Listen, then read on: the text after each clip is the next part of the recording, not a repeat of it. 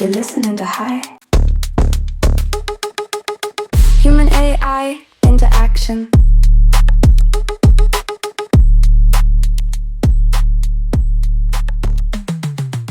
We are both perplexed that we have the fantastic and amazing Gerd Gigerenzer with us today.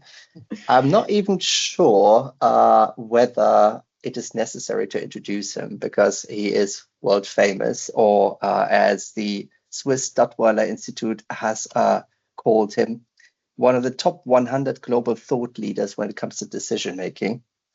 For the people who might not familiar with him, I do a quick introduction. He's the director of the Harding Center for Risk Literacy at the University of Potsdam, emeritus director of the Max Planck Institute for Human Development.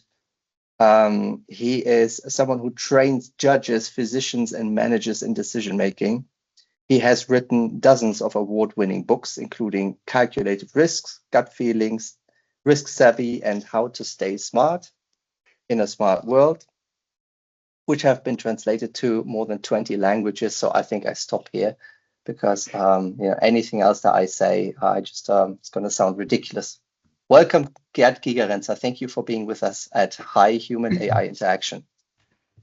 I'm glad to be with you. So let's Fantastic. start. Absolutely. I love that enthusiasm. Yeah. Let's start. So obviously our podcast is very much on human AI interaction, but everyone who has been listening to it in the past knows that we are trying to stay very critical when it comes to AI. And after reading some of Gerd Gigerenzer's books, I know that he himself is also a critical thinker when it comes to AI. Gerd, may I call you Gerd in this podcast? Of course. Thank you.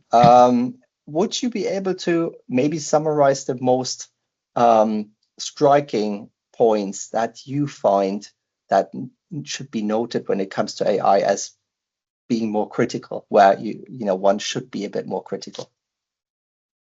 So, first, I don't think the talk about being critical to AI or uncritical is really hits the point. First, AI is many things. So there are deep artificial neural networks. That's mostly what we talk about.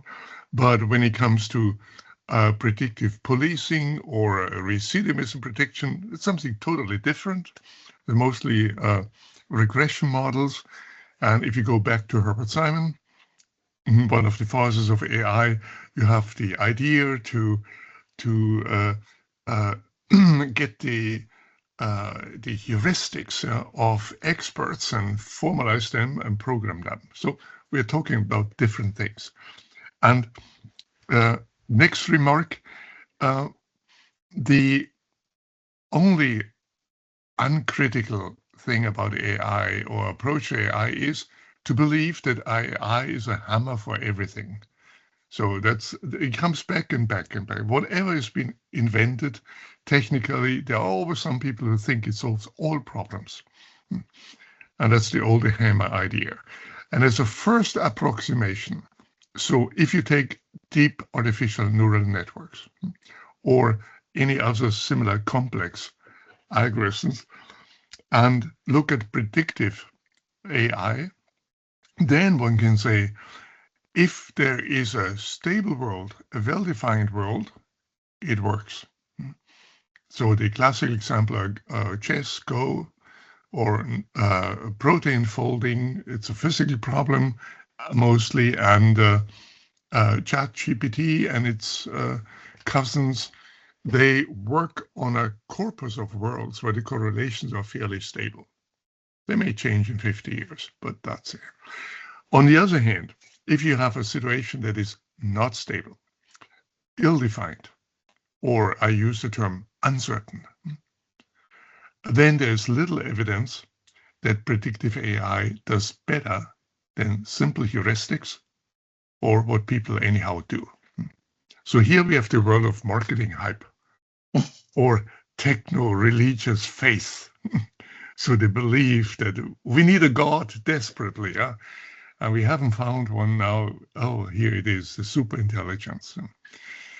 So it's I wouldn't say that I don't like to say I'm critical of AI. No, it's a great technology. I'm critical of of the old idea that now we have a God that can do everything, and there are too many of this who tell us this, like Yuval Harari's own other bestsellers tell us, that it would be mad not to follow the advice of AI because it's so much smarter than we. So we need to have a normal attitude to AI. It's a tool that helps us. You already mentioned that we don't live in a stable world. We live in a world with uncertainty. And upon reading some of the examples that you bring in how to stay smart in a smart world, you actually also point out that prediction is not what a lot of people believe it is, right? Because if you're using a lot of the tools that we just have been discussing, used on neural networks, that are obviously trained on historical data. So actual prediction probably might not work. What could, or how could we help this kind of like technologically driven development in artificial intelligence? How can that learn from what you have mentioned, from heuristics, from the common sense that humans bring to the table? First, the term prediction is misused often. So there are basically three kinds of things that are called prediction. One is simply data fitting. That means you know everything already and have a model with a lot of free parameters and fit it. So that is still the case in much of social sciences. And it's called prediction. It is not a prediction. You know everything already. It's data fitting. And if you do data fitting, then complex models always win. Not because they mirror the truth, but they have so many free parameters that you can adjust everything. So the second method that's called prediction is out-of-sample prediction. That's common in machine learning. And so you have a large data set of pictures, and you divide it, and you fit your models on one and test it on the other one. This is much better because then it's a correction for overfitting.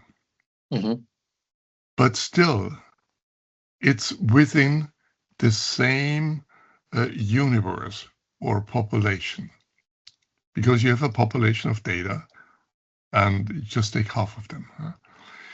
The third and most important meaning of prediction when it comes to any practical application is what I call out of population prediction.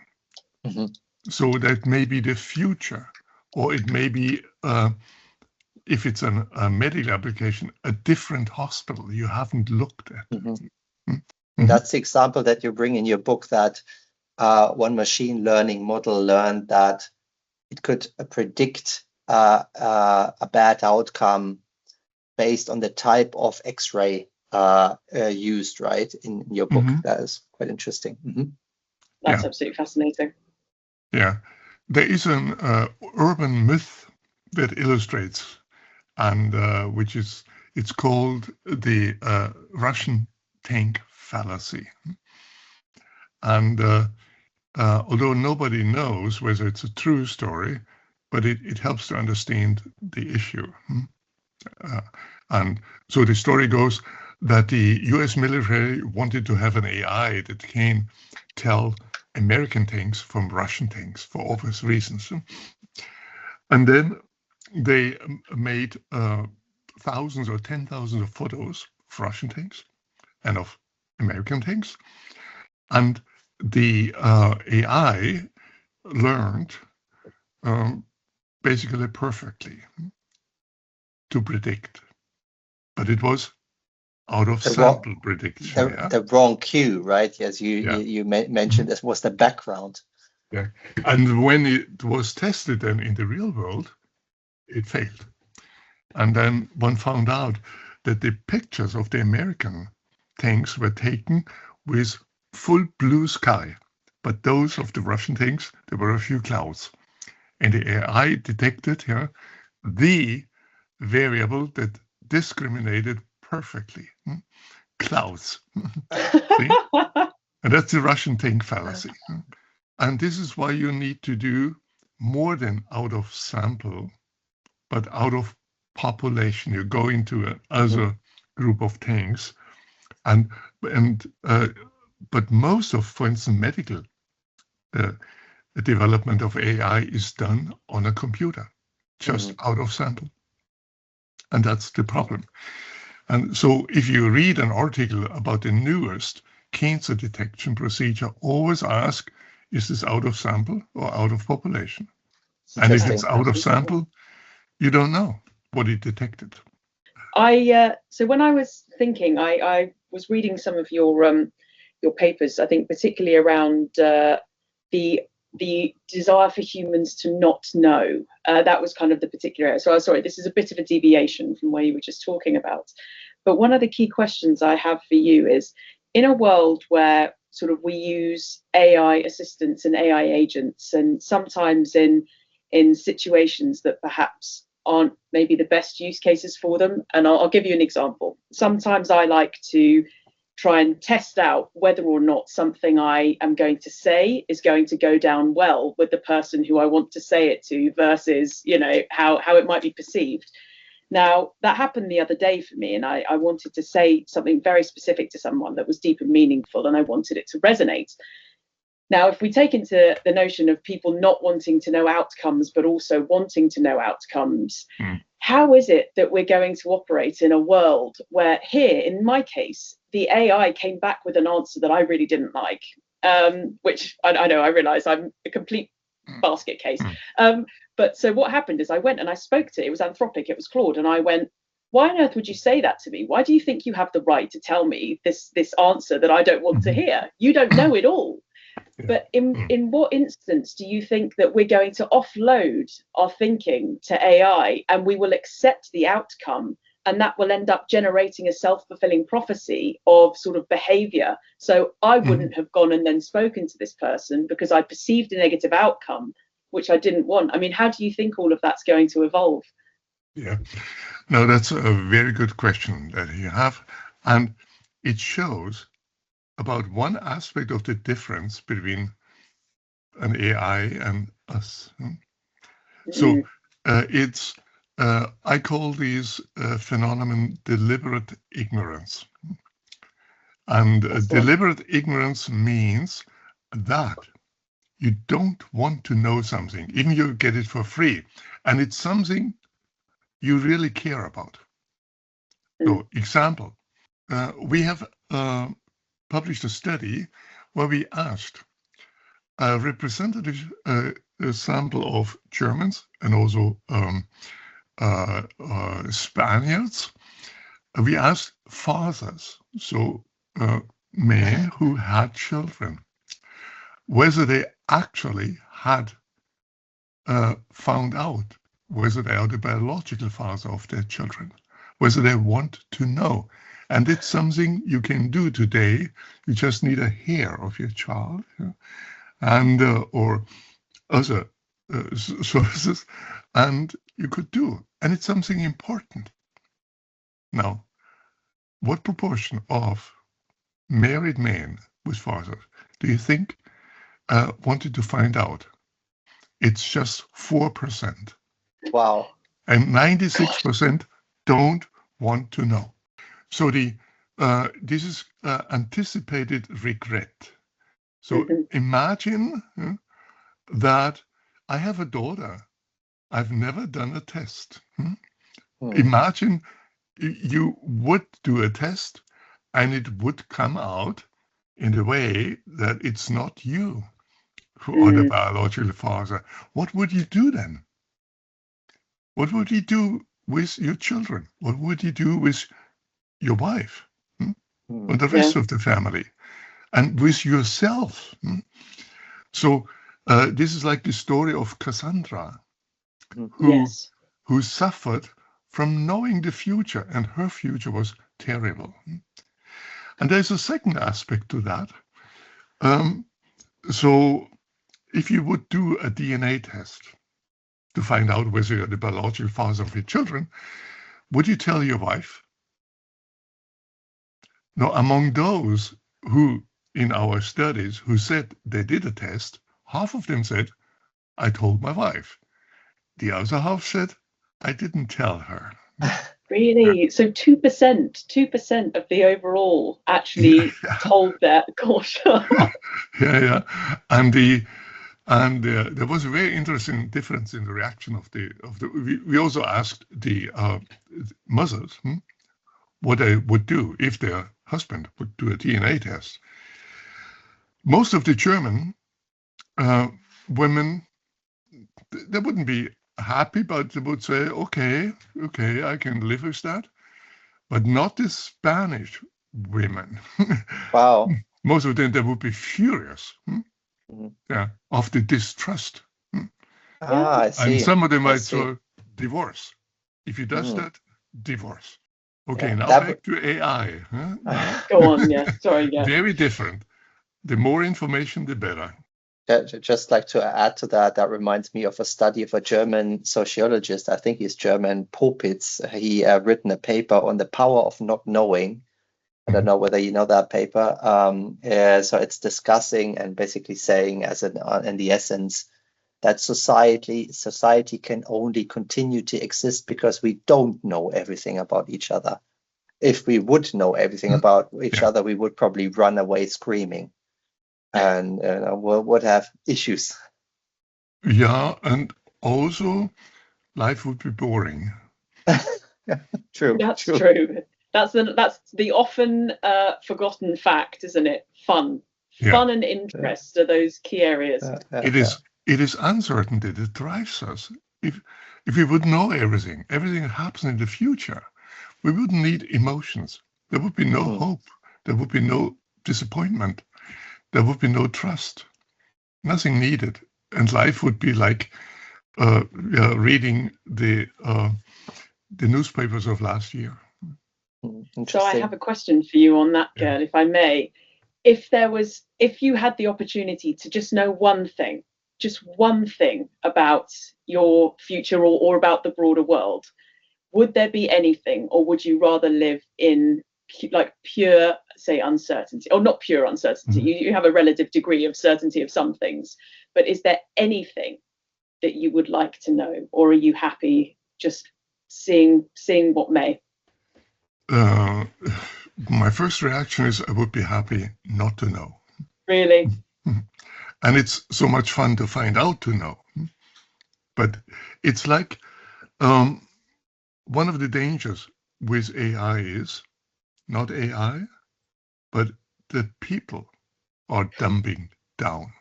And you see, that's if you haven't, just imagine an AI that can tell you the future, can tell everything, whether your marriage will end in divorce.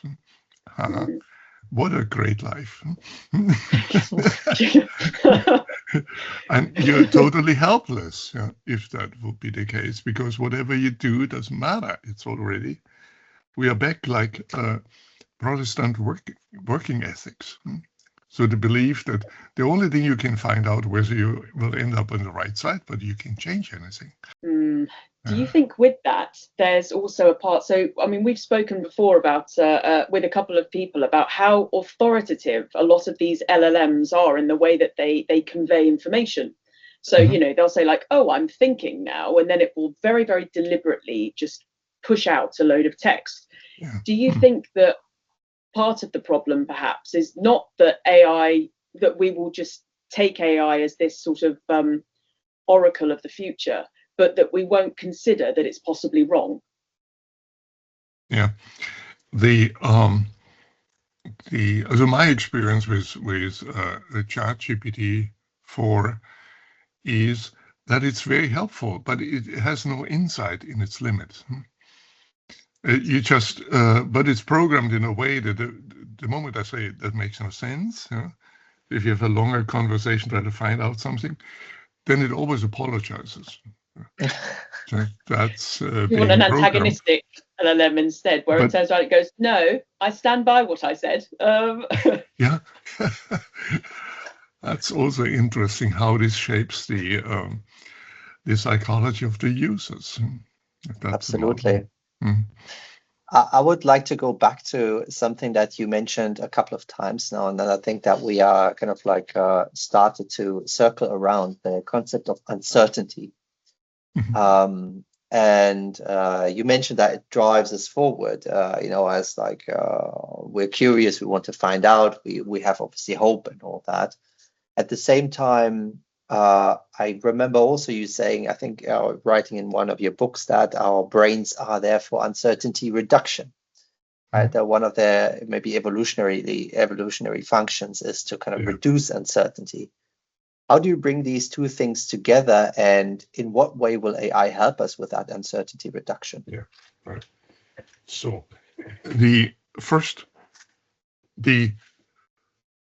our brains evolved to deal with uncertainty and not with calculable risk. So that's a classical distinction in economics. Calculable risk means you're in a situation like playing the roulette.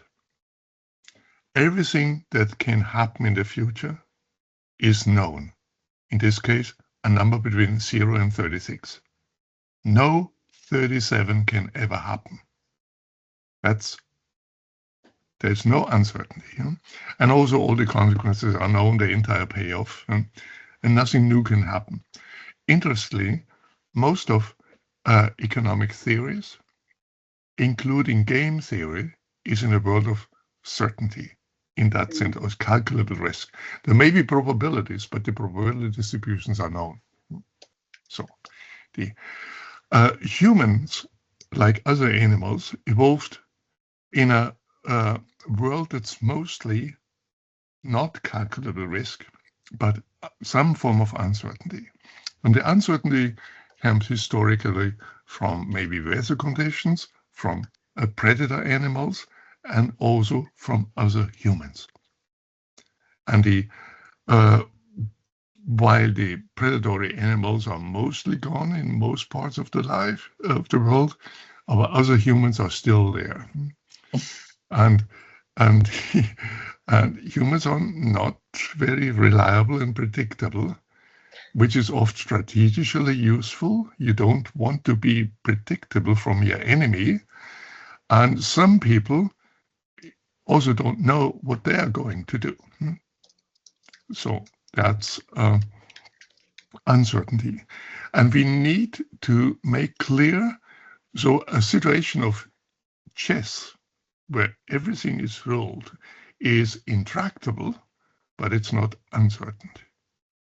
Because but just imagine, so the human parallel to chess would be that the king violates the rules. That's something completely different. Yeah. The queen stamps off the board in protest and sets the rooks on fire. We have all seen that. Yeah, we have seen that happening. This is definitely a new game of chess that will be made. I'm telling you that now. So that's a difference. And in a world of uncertainty, you cannot optimize. You cannot know what the best strategy is. You can have an idea of what is better, but there will be always some kind of uncertainty. In a world of calculable risk, you can optimize. You can do expected utility maximization, something like that. And I try to get my colleagues in the social sciences, including economists, to be more open, to make theories about behavior under uncertainty, and not use the term uncertainty for calculable risk, which is often done. That's fascinating. And I guess from that, so one of the, I think it was in your talk on common sense, there was, you mentioned in there about how, and I think it's hugely overlooked, about how, you know, we talk about these fully autonomous vehicles, and how I think you said we're currently at we're struggling with level 2 automation, moving to level 3, and you would need level 5 automation in order to have sort of an entirely autonomous environment in which these cars can operate.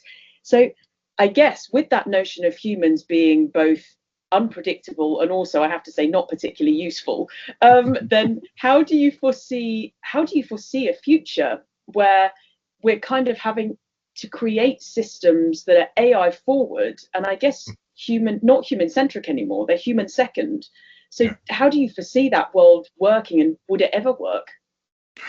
I have a vision, yes, on that. So first, let's just make clear, because usually terms like self-driving cars are used for almost everything. So there's the international classification of automotive engineers, and it has 5 levels. So the first level we had 50 years ago, it's a distance control, for instance, one system. Level 2 is what we have now. Several systems work together, like automatic parking. Level 3 is still future. It's a car that can do everything, but still needs a human backup. And the interesting cases are level 4 and 5. Level 4 is a car without human backup, but cannot drive everywhere and all conditions. These exist. So the Waymo cars in Phoenix, for instance. Level 5 is the self-driving car. They don't exist, despite what Elon Musk tells us every year that next year they will be there. No, it's marketing hype. And you're saying it's because there is no stable world, right? Yes, and it's too difficult. And there is the stable world principle that tells you that level 5 won't happen. But there is another principle, the adjust to AI. That means if you have a problem that AI cannot do, then you can do one thing, you can make the world more predictable, change the world. Yeah, and that's what will happen in my fear, because level 5, first, is too difficult. Second, it's just a joke or a gimmick. Now you sit in the back of your car, but the cities are still crowded with cars, and all the problems are still there. Level 4 is a game changer. Level 4 means, again, no backup, but the car cannot drive everywhere. So one future is we will make these cities safe and predictable. That means an entire city or a part of a city is devoted for level 4 cars. And it means that the streets are walled off from cyclists and all kind of things. And most important, human drivers are no longer allowed to drive. Yeah, that's the uncertainty. And then if now you combine this, not with the Californian distrust in public transport, but with the European lust for public transport, then you have a vision of the future. So you live in a city, and in the city there are robo-taxis circling. These are level 4 cars. And they can drive without problems because the streets are walled off against, and there are big highways for bikers and so on. And you call a robotaxi, it brings you to the train station or the next public transport, and then you can use that and do speed traveling. In that city, few people will use private cars anymore. And we have so much space for urban planning, and this is something realistic. But it would require a kind of acceptance of public transport. I've lived in California for some years, and not sure whether that's going to work there. Yeah. Yeah. that's a very profound cultural aspect, I think, there that I mean, I know I certainly hadn't thought of. And I was wondering actually, with regard to because it's a really interesting point you make there about the notion, I think, of safety, and how that safety in that context would mean not really being a I don't want to say a free citizen, because I think that's a step a little bit too far, but I hope you get what I mean. It's like you're then having to operate in this world where, you're right, there are high walls that prevent you from doing anything that is deemed unsafe by, you know, whatever system design there is. Now, how does this then fit into the broader notion of AI, basically using AI to create sort of governance and policies and sort of creating broader rules? Because in that instance, surely it would prioritize the protection, let's say, the preservation of human life, and so it would create cities where such, you know, enclosing features would be prevalent. So how are those two things going to work with regard to then the broader human experience of life? Yeah, a good question. So you can use AI to you tell the AI what to do, design a city that has these features, but for governments itself, setting the rules, I would be very skeptical. And also because anyhow, behind every AI, there's a person. So we often, if it goes to any issues of ethics, I think it's much of the discussion we have is just besides the point. It is not AI that is ethical or not. It is the people behind. And at the moment, these are mostly male, very rich billionaires like Elon Musk, Zuckerberg, or politicians that use it like Putin, Xi. And we need to talk about what they want to do with AI, not whether one can program into AI some piece of goodwill or moral glory. That's besides the point. And for instance, one of the latest news I just read is that Elon Musk shared a tweet about that white people in South Africa are being killed and there's a white genocide. So he shared it, and then through X, then it goes to everyone because it's the master's voice.